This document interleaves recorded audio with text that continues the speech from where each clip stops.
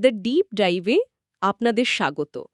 আমাদের হাতে আজ এমন কিছু সূত্র রয়েছে যা বিশ্বজুড়ে ঘটে যাওয়া আপাতদৃষ্টিতে সম্পর্কহীন কিছু ঘটনা তুলে ধরেছে। কিন্তু আমার যেটা সবচেয়ে আকর্ষণীয় মনে হয়েছে তা হলো এই ঘটনাগুলোর মধ্যে একটা অদ্ভুত টানাপোড়েন। একদিকে আমরা দেখছি দেশগুলো একে অপরের বিরুদ্ধে দাঁড়াচ্ছে, উত্তেজনা তৈরি হচ্ছে, অন্যদিকে আবার তারাই বিশাল সব সহযোগিতার চুক্তি করছে। তো আজকের আলোচনায় আমাদের লক্ষ্য হল এই আপাত বৈপরীত্যের গভীরে যাওয়া আর বোঝার চেষ্টা করা যে পৃথিবীটা আসলে কোন দিকে এগোচ্ছে। ঠিক তাই। আর এই সূত্রগুলো আমাদের সেই সুযোগটা করে দিচ্ছে। কারণ ভূরাজনীতি থেকে শুরু করে পরিবেশ, এমনকি মহাকাশ পর্যন্ত সবকিছুই যেন একটা অদৃশ্য সুতোয় বাঁধা। একটা ঘটনা আরেকটাকে কিভাবে প্রভাবিত করছে, সেই সংযোগগুলো খুঁজে বের করাই হবে আজকে সবচেয়ে মজার কাজ। চলুন তাহলে শুরু করা যাক এমন একটা জায়গা দিয়ে যেখানে উত্তেজনাটা সবচেয়ে বেশি স্পষ্ট। আমাদের সূত্রগুলো বলছে মধ্যপ্রাচ্যে ইরানকে কেন্দ্র করে পরিস্থিতি বেশ ঘোলাটে। দেশব্যাপী বিক্ষোভের পর এমনিতেই অস্থিরতা ছিল, তার উপর মার্কিন যুক্তরাষ্ট্রের সাথে তাদের দ্বন্দ্ব চরমে পৌঁছেছে। একটা পর্যায়ে তো তারা আমেরিকার সামরিক হামলার আশঙ্কায় নিজেদের আকাশসীমা পর্যন্ত বন্ধ করে দিয়েছিল। এই আকাশসীমা বন্ধ করে দেওয়ার ঘটনাটা কিন্তু ছোট করে দেখার মতো নয়। এটা একটা দেশের সর্বোচ্চ সতর্ক অবস্থার লক্ষণ। এটা শুধু অভ্যন্তরীণ নিরাপত্তার বিষয় না, এটা বাইরের বিশ্বকে, বিশেষ করে যুক্তরাষ্ট্রকে একটা স্পষ্ট বার্তা দেওয়া যে আমরা যে কোনো কিছুর জন্য প্রস্তুত। হুম। আর যখন শোনা যায় যে এই অস্থিরতায় প্রায় ২৫০০ মানুষের প্রাণহানি ঘটেছে, তখন বিষয়টার শুধু রাজনৈতিক থাকে না, এটা একটা মানবিক সংকটে পরিণত হয়। আর যুক্তরাষ্ট্রও তো বসে নেই, তারা শাস্তিমূলক ব্যবস্থা নেবার কথা ভাবছে। এই শাস্তিমূলক ব্যবস্থার শব্দগুলো শুনতে নিরীহ মনে হলেও এর পেছনে একদম। এর পেছনে অর্থনৈতিক নিষেধাজ্ঞা থেকে শুরু করে আরও অনেক কঠোর পদক্ষেপের ইঙ্গিত থাকে। কিন্তু একটা দেশের অভ্যন্তরীণ বিক্ষোভ কিভাবে এত দ্রুত একটা আন্তর্জাতিক সংকটের চেহারা নেয়? এটাই ভূরাজনীতির সবচেয়ে জটিল দিক। দেখুন, ইরানের অভ্যন্তরীণ সমস্যাগুলো, ধরুন অর্থনৈতিক চাপ বা সামাজিক অসন্তোষ, তাদের সরকারকে একটা দুর্বল অবস্থানে ফেলে দেয়। আর আন্তর্জাতিক রাজনীতিতে একটি দুর্বল অবস্থান প্রায়শই বাইরের শক্তিকে হস্তক্ষেপ করার সুযোগ করে দেয়। আচ্ছা। যুক্তরাষ্ট্র ঠিক সেই সুযোগটাই নিচ্ছে। তারা ইরানের সরকারকে আরও কোণঠাসা করতে চাইছে, ফলে যা ছিল একটা দেশের ভেতরের ব্যাপার তা এখন পুরো অঞ্চলের স্থিতিশীলতার জন্য হুমকি হয়ে দাঁড়িয়েছে। ইরানের পরিস্থিতি তো আগুনের মতো উত্তপ্ত, কিন্তু আমাদের সূত্র বলছে আরেকটা সংঘাতের ক্ষেত্র বরফের নিচে একেবারে নীরবে তৈরি হচ্ছে। আমি আর্কটিক অঞ্চলের কথা বলছি। সেখানে ডেনমার্কের নেতৃত্বে ইউরোপীয় দেশগুলো গ্রিনল্যান্ডে তাদের সামরিক উপস্থিতি বাড়াচ্ছে। কিন্তু কেন?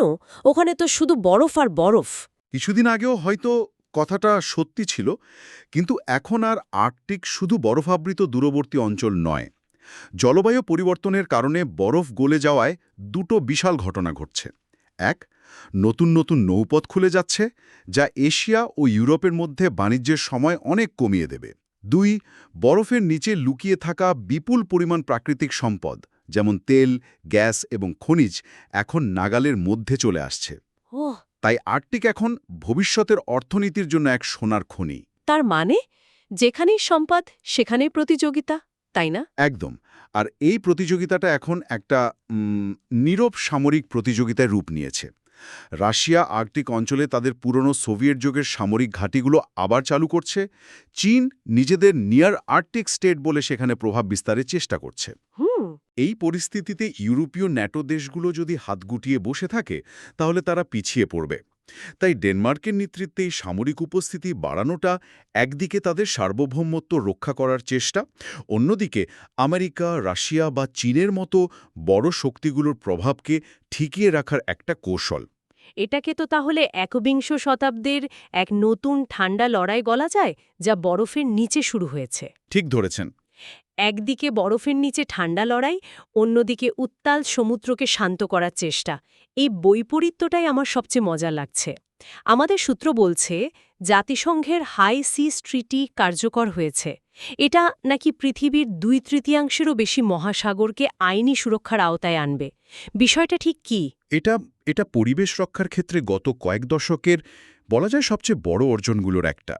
এতদিন পর্যন্ত যে কোনো দেশের উপকূল থেকে ২০০ নটিক্যাল মাইলের বাইরের সমুদ্র এলাকাকে বলা হতো হাই সিজ বা আন্তর্জাতিক জলসীমা। হ্যাঁ। এই বিশাল এলাকাটা ছিল অনেকটা ওয়াইল্ড ওয়েস্ট বা আইনহীন প্রান্তরের মতো, যার যা খুশি করতে পারত। বিশেষ করে গভীর সমুদ্রে খনিজ উত্তোলনের মতো বিধ্বংসী কার্যকলাপের ওপর কোনো নিয়ন্ত্রণ ছিল না। এই চুক্তিটি প্রথমবারের মতো সেই আইনহীন প্রান্তরে আইন প্রতিষ্ঠা করল। তার মানে এখন থেকে গভীর সমুদ্রে খনিজ উত্তোলন বা মাত্রাতিরিক্ত মাছ ধরার মতো কাজগুলো নিয়ন্ত্রণ করা যাবে? ঠিক তাই। চুক্তিটির মূল লক্ষ্য হল সামুদ্রিক জীববৈচিত্র্য রক্ষা করা এবং নিশ্চিত করা যে মহাসাগরের সম্পদ কোনো একটি দেশ বা কর্পোরেশনের হাতে কুক্ষিগত না হয়ে পড়ে। কিন্তু এখানে একটা বড় চ্যালেঞ্জও আছে। কী রকম? কাগজে কলমে আইন তৈরি করা এক জিনিস, আর পৃথিবীর 2/3 জুড়ে থাকা বিশাল সমুদ্রে সেই আইন প্রয়োগ করা আরেক জিনিস। এই চুক্তি সফল হবে কিনা তা নির্ভর করবে দেশগুলো কতটা সততার সাথে এটা মেনে চলে এবং এর প্রয়োগের জন্য প্রয়োজনীয় সম্পদ, যেমন নজরদারির জন্য জাহাজ বা স্যাটেলাইট প্রযুক্তি বিনিয়োগ করে কিনা তার উপর। মানে এটা একটা দারুণ শুরু, কিন্তু আসল কাজটা সবে শুরু হলো। 100 ভাগ। সহযোগিতার এই চিত্রটা শুধু সমুদ্রে নয়, এশিয়া প্যাসিফিক অঞ্চলেও দেখা যাচ্ছে। জাপান এবং ফিলিপাইন একটি নতুন প্রতিরক্ষা চুক্তি সই করেছে। দক্ষিণ চীন সাগর নিয়ে উত্তেজনার মধ্যে এই চুক্তির গুরুত্ব নিশ্চয়ই অনেক। অনেক বেশি। এই চুক্তিটা এই অঞ্চলের ক্ষমতার ভারসাম্যে একটা বড় পরিবর্তন আনতে পারে। দেখুন, দক্ষিণ চীন সাগরে চীনের ক্রমবর্ধমান প্রভাব জাপান এবং ফিলিপাইন উভয়ের জন্যই একটা বড় মাথা ব্যথার কারণ। ফিলিপাইন সরাসরি চীনের সাথে সমুদ্রসীমা নিয়ে বিবাদে জড়িত। আর জাপানের ভয় হল চীন যদি এই অঞ্চলে একছত্র অধিপতি হয়ে ওঠে, তাহলে তাদের বাণিজ্য পথ এবং নিরাপত্তাও হুমকির মুখে পড়বে। তাহলে এই চুক্তিটা কি সরাসরি চীনের বিরুদ্ধে একটি জোট? কাগজে কলমে হয়তো তা বলা হচ্ছে না, কিন্তু এর পেছনের উদ্দেশ্যটা বেশ স্পষ্ট। তবে চুক্তিটির একটি দারুণ দিক হল এটি শুধু সামরিক সহযোগিতার কথা বলছে না, এর মধ্যে দুর্যোগ মোকাবেলার মতো বিষয়ও অন্তর্ভুক্ত আছে। ইন্টারেস্টিং। এই অঞ্চলটা টাইফুন, ভূমিকম্প এবং সুনামির মতো প্রাকৃতিক দুর্যোগের জন্য পরিচিত। তাই দুর্যোগ মোকাবেলার জন্য যৌথ মহড়া বা প্রশিক্ষণের মাধ্যমে দেশ দুটি তাদের সামরিক বাহিনীর মধ্যে বোঝাপড়া এবং আস্থা বাড়াতে পারে। এটা তো একটা স্মার্ট কৌশল। অবশ্যই, কারণ দুর্যোগ মোকাবেলার কথা বললে সেটাকে কেউ সরাসরি সামরিক জোট হিসেবে দেখতে পারে না, কিন্তু এর মাধ্যমে যে প্রস্তুতি এবং সমন্বয় তৈরি হয় তা যে কোনো সামরিক পরিস্থিতিতেও কাজে লাগানো যায়। আচ্ছা, এই বড় বড় আন্তর্জাতিক ঘটনাগুলোর পাশাপাশি আমাদের সূত্রগুলো কিন্তু কিছু স্থানীয় খবরের দিকেও ইঙ্গিত দিচ্ছে, যা মনে করিয়ে দেয় যে সাধারণ মানুষের জীবনেও অনেক কিছু ঘটে চলেছে। যেমন কানাডার গ্রেটার টরন্টো এলাকায় বিশাল এক তুষার ঝড় হয়েছে, আবার মার্কিন যুক্তরাষ্ট্রের মিনেসোটায় অভিবাসন নীতি নিয়ে চলছে বিতর্ক আর বিক্ষোভ। ওদিকে ভারতে ৭৮তম সেনা দিবস উদযাপিত হচ্ছে বেশ জাঁকজমকের সাথে। এই খবরগুলো তো একদমই আলাদা। এগুলোর মধ্যে কি কোনো সংযোগ আছে? আপাত দৃষ্টিতে নেই, কিন্তু একটু গভীরে ভাবলে একটা সংযোগ খুঁজে পাওয়া যায়। এই তিনটি খবর, কানাডার প্রাকৃতিক বিপর্যয়, আমেরিকার সামাজিক বিভেদ আর ভারতের জাতীয়তাবাদী উদযাপন একসাথে দেখলে একটা দারুণ চিত্র ফুটে ওঠে। এগুলো দেখাচ্ছে যে বিশ্বমঞ্চে দেশগুলো যতই শক্তিশালী হোক বা আন্তর্জাতিক চুক্তি করুক না কেন, তাদের আসল লড়াইটা অনেক সময় নিজেদের ঘরের ভেতরেই লড়তে হয়। বিষয়টা একটু বুঝিয়ে বলবেন? অবশ্যই, কানাডার তুষারঝড়টা হল প্রকৃতির সাথে মানুষের লড়াইয়ের প্রতীক। উন্নত দেশ হওয়া সত্ত্বেও প্রকৃতি যখন রুদ্রমূর্তি ধারণ করে, তখন আধুনিক জীবনযাত্রা কতটা অসহায় হয়ে পড়ে, এটা তারই প্রমাণ। আমেরিকার অভিবাসন বিতর্কটা হল একটি দেশের আদর্শের সাথে তার নীতির লড়াই। আমেরিকা নিজেকে অভিবাসীদের দেশ বলে পরিচয় দেয়, কিন্তু বাস্তবে অভিবাসীদের নিয়ে সেখানে যে বিভেদ, তা তাদের সমাজের গভীর ক্ষতকে প্রকাশ করে। আর ভারতের সেনা দিবস? দারুণ একটা দৃষ্টিকোণ। আমরা প্রায়শই বড় ছবিটা দেখতে গিয়ে এই ভেতরের লড়াইগুলোকে এড়িয়ে যাই। এবার চলুন এমন দুটো খবরের দিকে যাই যা আমাদের এই পৃথিবীর সীমানা ছাড়িয়ে নিয়ে যাবে। প্রথমটা মহাকাশ থেকে। স্পেসএক্স প্রথমবারের মতো আন্তর্জাতিক মহাকাশ স্টেশন থেকে অসুস্থ 4 জন নভোচারীকে পৃথিবীতে ফিরে এনেছে। এটা তো সায়েন্স ফিকশন সত্যি হওয়ার মতো। এটা তার চেয়েও বেশি কিছু। এতদিন পর্যন্ত মহাকাশে গুরুতর অসুস্থ হওয়ার মানে ছিল প্রায় নিশ্চিত মৃত্যু, কারণ সেখান থেকে পৃথিবীতে ফিরে আসার কোনো নির্ভরযোগ্য ব্যবস্থা ছিল না। ঠিক এই মিশনটা প্রমাণ করল যে আমাদের কাছে এখন একটা স্পেস অ্যাম্বুলেন্স আছে। এটা মহাকাশ গবেষণার ক্ষেত্রে একটা বিশাল মনস্তাত্ত্বিক এবং প্রযুক্তিগত লাভ। মনস্তাত্ত্বিক কেন বলছেন?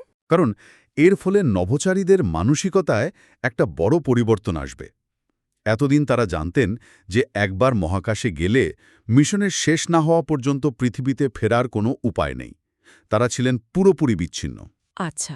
কিন্তু এখন তারা জানবেন যে বিপদে পড়লে পৃথিবীতে ফেরার একটা লাইফলাইন আছে। এই মানসিক স্বস্তিটা তাদের কাজের ওপর ইতিবাচক প্রভাব ফেলবে। আর ভবিষ্যতের মিশনগুলোর কথা ভাবুন, যেমন চাঁদে বা মঙ্গলে মানুষ পাঠানো। সেই দীর্ঘ এবং ঝুঁকিপূর্ণ যাত্রার জন্য এই ধরনের মেডিকেল ইভ্যাকুয়েশন ব্যবস্থা থাকাটা অপরিহার্য। এটা ছাড়া মঙ্গল অভিযানের কথা ভাবাই যেত না। একদিকে মহাকাশে আমরা জীবন বাঁচানোর নতুন উপায় বের করছি, কিন্তু পৃথিবীতে ফিরে এলে খবরটা ঠিক তার উল্টো।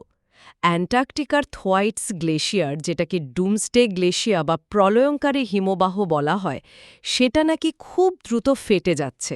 এই একটা হিমবাহ গলে গেলে নাকি সমুদ্রপৃষ্ঠের উচ্চতা কয়েক ফুট বেড়ে যেতে পারে।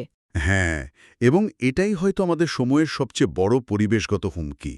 থোয়াইটসকে ডুমসডে গ্লেজিয়ার বলার কারণ হলো এটি পশ্চিম অ্যান্টার্কটিকার বরফের চাদরের জন্য একটা কর্কের মতো কাজ করে।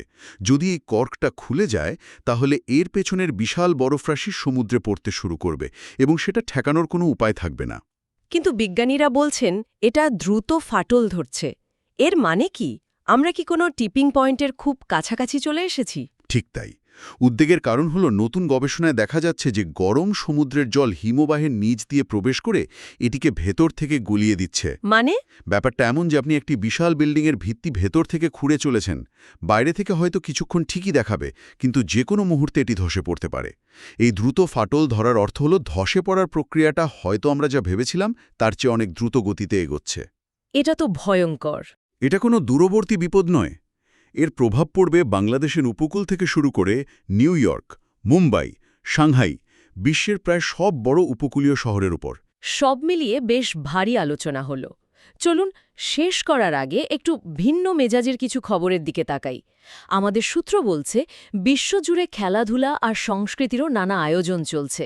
বাহরাইনে ডার্টস মাস্টার্স, ইউরোপে হ্যান্ডবল চ্যাম্পিয়নশিপ, আবার রোমানিয়ায় জাতীয় সংস্কৃতি দিবস পালন হচ্ছে। এই খবরগুলো কি শুধুই বিনোদন, নাকি এরও কোনো গভীর অর্থ আছে? অবশ্যই আছে। এই ধরনের আন্তর্জাতিক ক্রীড়া প্রতিযোগিতাগুলো হল সফট পাওয়ার প্রদর্শনের একটা দারুণ জায়গা। দেশগুলো যুদ্ধের ময়দানে না নেমে খেলার মাঠে তাদের শ্রেষ্ঠত্ব প্রমাণের সুযোগ পায়। এটা একদিকে যেমন স্বাস্থ্যকর জাতীয়তাবাদকে উৎসাহিত করে, তেমনি বিভিন্ন দেশের মানুষকে একটা সাধারণ আগ্রহের জায়গায় একত্রিত করে। আর রোমানিয়ার মতো দেশের তাদের জাতীয় কবিকে স্মরণ করে সংস্কৃতি দিবস পালন করাটা আমাদের মনে করিয়ে দেয় যে ভূরাজনৈতিক উত্তেজনা, অর্থনৈতিক সংকট বা পরিবেশগত বিপর্যয়ের বাইরেও মানুষের জীবনে শিল্প, সাহিত্য এবং ঐতিহ্যের একটা বড় ভূমিকা আছে। এগুলোই আমাদের মানবসত্তার মূল ভিত্তি। তাহলে এই পুরো আলোচনা থেকে আমরা কি টেকওয়ে নিতে পারি?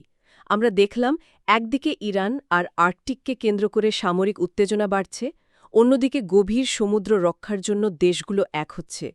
আমরা মহাকাশে জীবন বাঁচানোর প্রযুক্তি আবিষ্কার করছি, আবার পৃথিবীতে নিজেদের গ্রহকে ঠেলে দিচ্ছি ধ্বংসের দিকে। আমার কাছে মূল টেকওয়ে হল আন্তঃসংযোগ। কোনো ঘটনাই এখন আর বিচ্ছিন্ন নয়। অ্যান্টার্কটিকার একটি হিমবাহর গলে যাওয়াটা বাংলাদেশের উপকূলের একজন কৃষকের জীবনকে প্রভাবিত করতে পারে। ঠিক। এশিয়ার একটি প্রতিরক্ষা চুক্তি আমেরিকার বাণিজ্য নীতিকে প্রভাবিত করতে পারে। আজকের সূত্রগুলো এমন একটি বিশ্বকে দেখায় যা একই সাথে বিভেদ এবং সহযোগিতার এক জটিল জালে আবদ্ধ। আমরা চাইলেও আর কোনো সমস্যাকে ওদের সমস্যা বলে এড়িয়ে যেতে পারি না। এবং আমাদের শ্রোতাদের জন্য একটা প্রশ্ন রেখে যেতে চাই। আমরা দেখলাম দেশগুলো একদিকে সামরিক জোট তৈরি করছে, আরেকদিকে পরিবেশ রক্ষার জন্য চুক্তি করছে। এই দ্বৈত ভূমিকার পৃথিবীতে ভবিষ্যতের বড় চ্যালেঞ্জগুলো, যেমন জলবায়ু পরিবর্তন বা পরবর্তী মহামারী, যা কোনো দেশের সীমানা মানে না, মোকাবিলার জন্য ঠিক কোন ধরনের বৈশ্বিক কাঠামো সবচেয়ে কার্যকর হবে? সামরিক জোট, নাকি সহযোগিতামূলক চুক্তি, নাকি সম্পূর্ণ নতুন কিছু? এই প্রশ্নটা নিয়ে ভাবার অবকাশ রইল।